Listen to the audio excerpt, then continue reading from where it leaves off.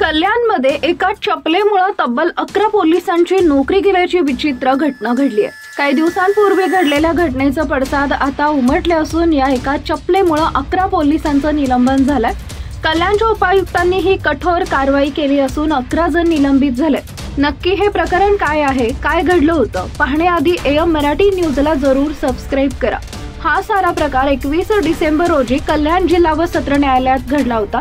दुपारच्या सुमारास न्यायालयीन कामकाज सुरू असताना एका किरकोळशा कारणावरून आरोपीच्या पिंजऱ्यात उभ्या असलेल्या 22 वर्षीय किरण संतोष भरम नावाच्या तरुणानं अतिरिक्त व सत्र न्यायाधीश RG वाघमारे यांच्या दिशेने पायातली चप्पल भिरकावली। न्यायमूर्तींच्या दिशेने आरोपीनं चप्पल फेकून मारल्यानं न्यायालयामध्ये एकच गोंधळ उडाला।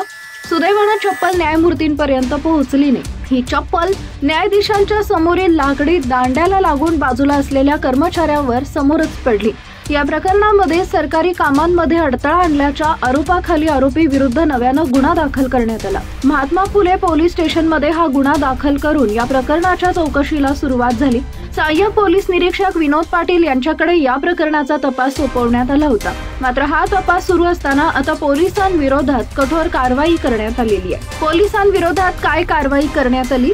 कल्याण न्यायालयाच्या आवारात घडलेल्या या प्रकरणांमध्ये निष्काळजीपणा केल्याप्रकरणी 11 पोलिसांना निलंबित करण्यात आलंय।